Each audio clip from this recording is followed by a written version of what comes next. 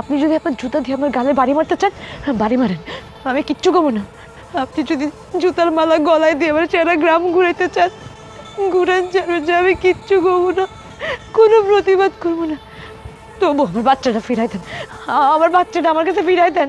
দেখেন দেখেন কি রকমের পলিটিক্স বাস, পুরো একটা চাল চাচ্ছে যাতে ওর ওই যে বেবি হারিয়ে গেছে এই মামলা আমাদের হান দিয়ে দেওয়া যায়। দাঁড়ান, আমি ব্যাপারটা দেখতেছি।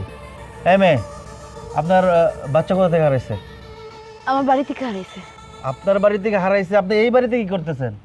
অন্য আমার বাচ্চা চুরি করছে স্যার। কি কয়?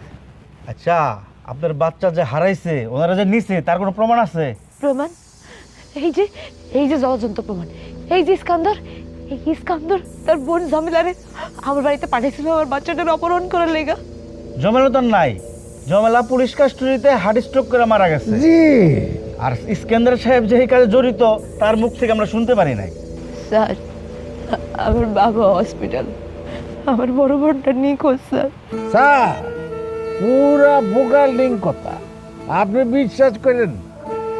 ওর বড় বোন আমার বাতিজার সাথে বাইকে চলে গেছে কা। I love you কাইসা।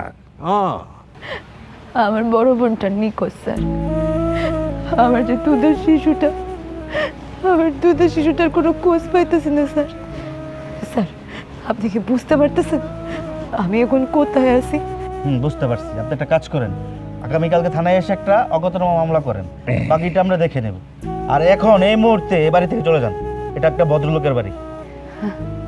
ভদ্রলোক? ঠিক বলছেন স্যার, এরাই তো সমাজের ভদ্রলোক। আর আমাদের মতো মানুষ হচ্ছে অভদ্রলোক।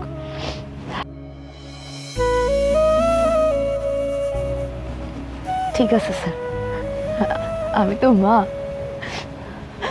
মায়ের বুক সন্তানের জন্য ছটফট করবো, এটাই তো স্বাভাবিক।